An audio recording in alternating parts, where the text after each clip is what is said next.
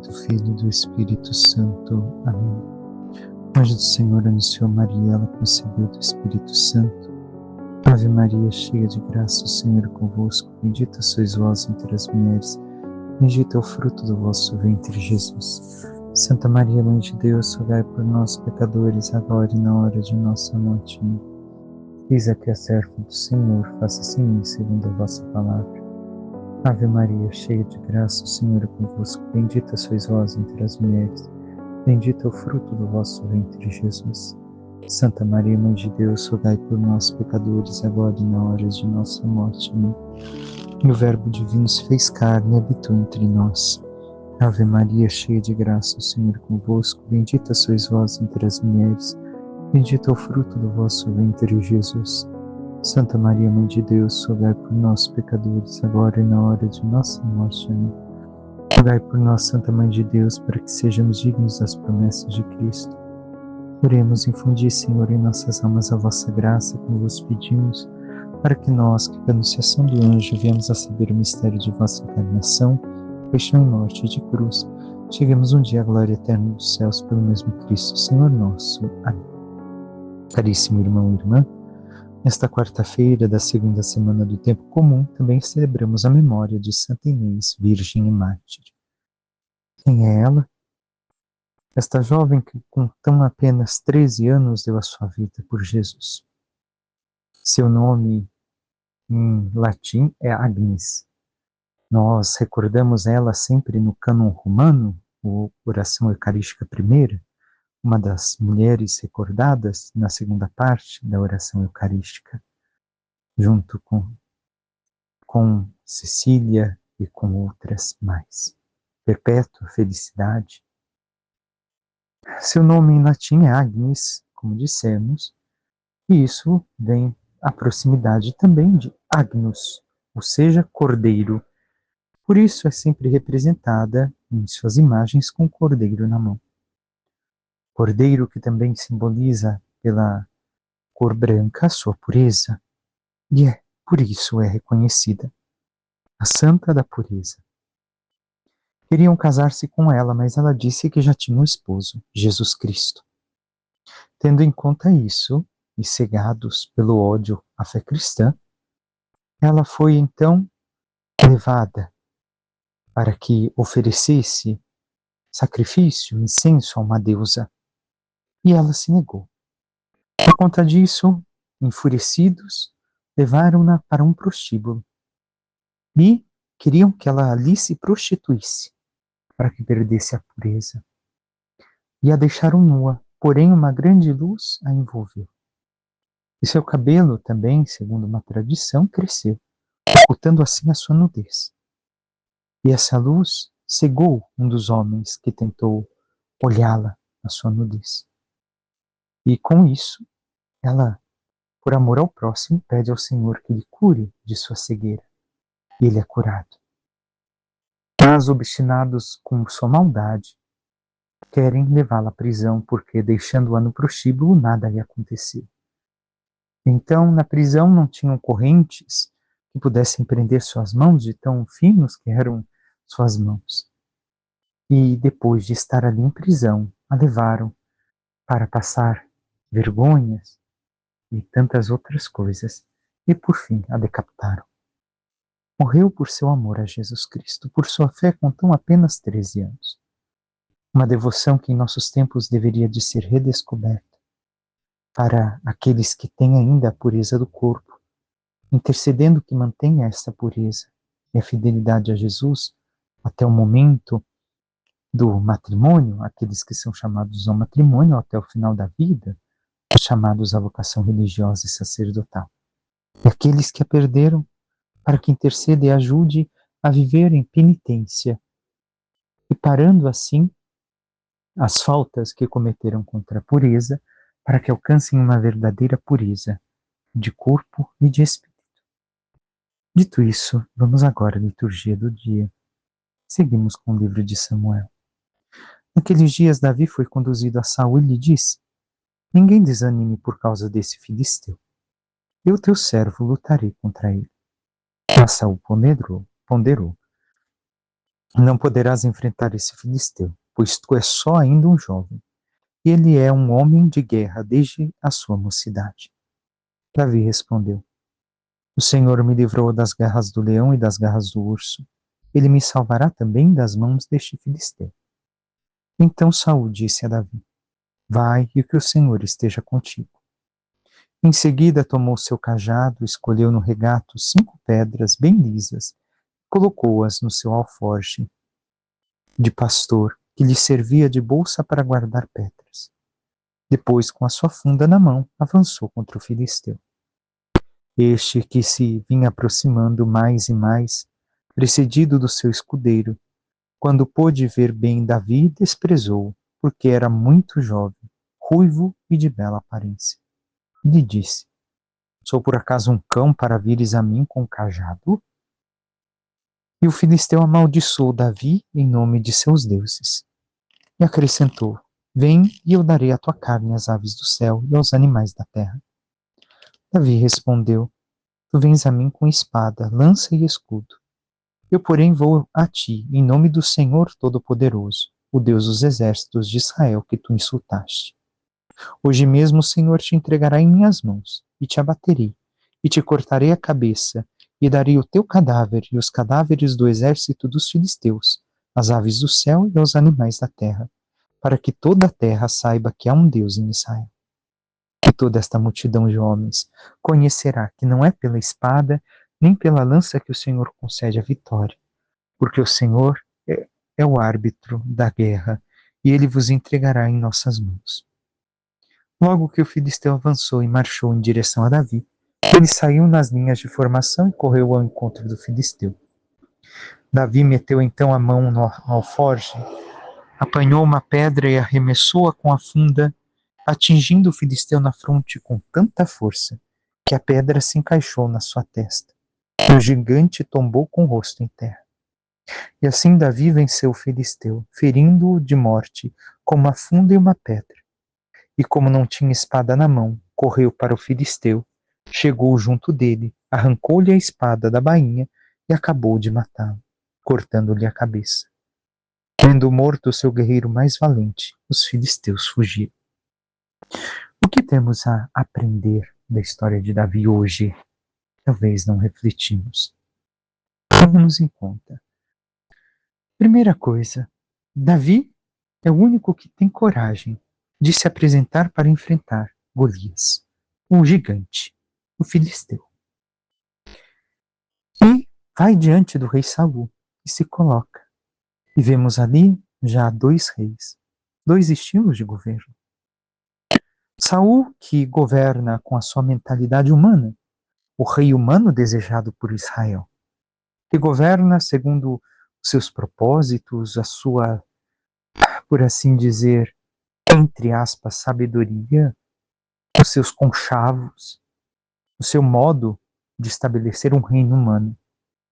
E Davi, que governa segundo Deus, que pensa segundo a vontade de Deus, que deixa que Deus age em si.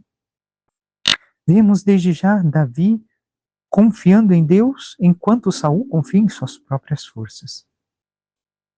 Nos é cortada a parte em que o rei Saul o veste com suas roupas, ou melhor, com todo o seu aparato de guerra, porém se torna muito grande e muito pesado para Davi, ao ponto de que ele tira e só vai com seu cajado e as 5 pedras.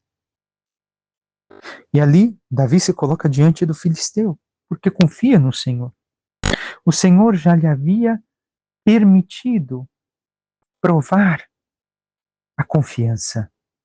No sentido que, como vemos Davi recontando, já enfrentou um urso e um leão.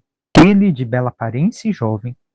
Recordemos, o que se espera de um guerreiro naquele tempo não é bela aparência, mas sim que seja forte, mas sim que seja um verdadeiro guerreiro. E Davi é o contrário daquilo que esperava. E ainda vemos aqui que Davi, carregando tão poucas coisas, a sua confiança está no Senhor. Porque com certeza no momento em que o Senhor o provou, permitindo que o urso e o leão chegassem até ele, ao invés de confiar em suas forças, recorreu a Deus. se confiou a Deus e sabia que Deus iria lhe salvar se fosse de sua santa vontade. E agora vemos que diante de Golias não é diferente. Ele muito menor, muito mais frágil diante de Golias. E, no entanto, ele responde: eu vou a ti em nome do Senhor Todo-Poderoso, o Deus dos exércitos que tu insultaste. E hoje mesmo o Senhor te entregará em minhas mãos. Então Davi nos mostra que mesmo quando as forças do inferno se levantam contra nós, nós devemos de ter a confiança em Deus, não em nossas forças. Não devemos de agir como Saul, pensando em nossas maquinações, conchavos, nossas forças, nossas qualidades, nossas potências. Não. Quem vencerá por mim é o Senhor. Quem governa a minha vida é o Senhor. Quem me guiará é o Senhor. E se eu confio nele, se eu vivo para ele, ele não falhará comigo. Tudo o que acontecerá será segundo a sua vontade para a minha salvação. Nós temos esta confiança de Davi, irmão e irmã. Nós agimos desta forma diante do Senhor?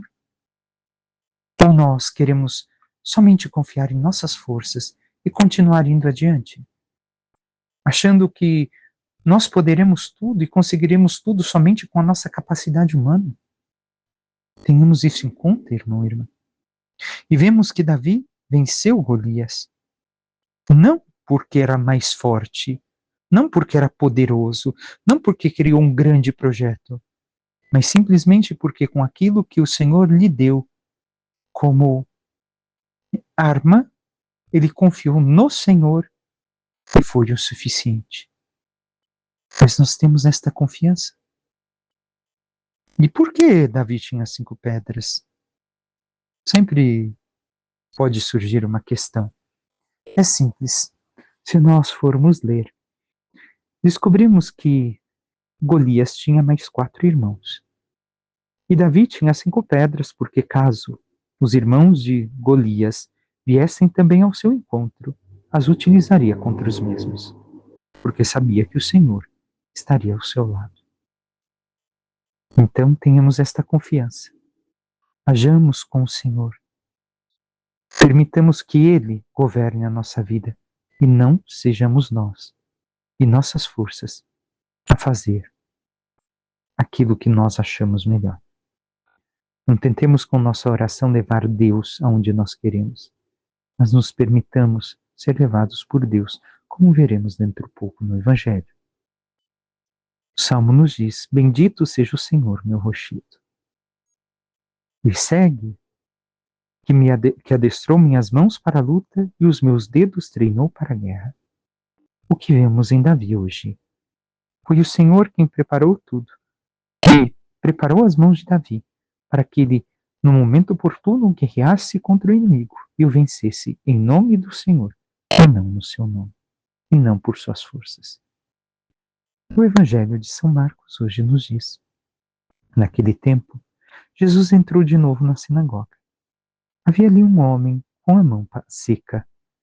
Alguns o observavam para ver se haveria de curar em dia de sábado, para poderem acusá-lo.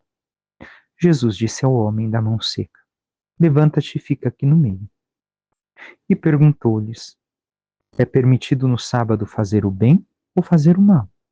Salvar uma vida ou deixá-la morrer? Mas eles nada disseram.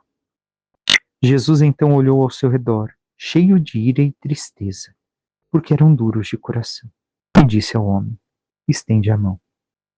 Ele a estendeu e a mão ficou curada. Ao saírem os fariseus com os partidários de Herodes, imediatamente tramaram contra Jesus a maneira como haveriam de matá-lo. Palavra da salvação, glória a vós, Senhor. Irmão e irmã, vemos no Evangelho de hoje Jesus que realiza mais um milagre, num dia que não poderia ser realizado o trabalho.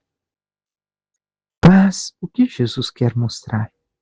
Aquilo que vimos, que não é o homem que foi feito para o sábado, e sim o sábado para o homem, no sentido que devemos de também nos preocupar com os demais, amar os demais e, olhando para as suas necessidades espirituais e humanas, socorrê-los, não colocando a lei por si como empecilho, utilizando como desculpa para não realizar a obra do amor como pede o Senhor, mas o amor autêntico, o amor que quer salvar.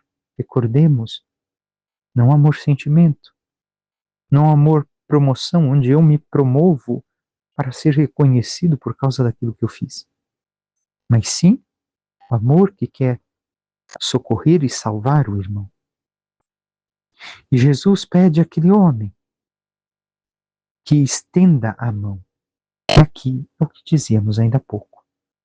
Estender a mão é deixar que o Senhor nos leve aonde Ele quer e não querer levá-lo aonde nós queremos em nossa vida. Senhor, eu quero fazer tal coisa na minha vida e por isso o Senhor tem que me seguir. Não. É nós que devemos estender a mão para Ele, para que Ele nos leve aonde Ele quer nos guiar. E vemos que Jesus pôde curar a mão seca daquele homem, a mão paralisada daquele homem, mas não pôde curar o coração dos demais, dos fariseus e herodianos. Dois grupos inimigos que agora se unem para tramar o mal contra quem faz o bem, contra o próprio Filho de Deus encarnado. Jesus demonstra ira e tristeza por causa da dureza, porque seus corações eram como pedras impenetráveis. E assim, ao curar, o que esperava era que abrissem o seu coração e compreendessem melhor o amor de Deus e o que Jesus queria ensinar, mas continuaram se fechando. Nós, irmão e irmã, temos nos permitido guiar por Jesus, temos realizado a obra da salvação que Ele nos pede, a vida dos demais, não importa o dia, porque olhamos o sábado enquanto tal, mas para nós o domingo, onde deveríamos de dedicar o nosso tempo maior a Deus. Mas se nós olharmos tantas vezes, arrumamos desculpas e dizemos, mas é minha hora de descanso. Mas é minha hora de fazer isso. É minha hora de fazer aquilo.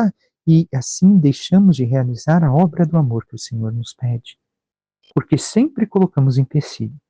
Porque sempre, para nós, é mais importante o dia do que a pessoa.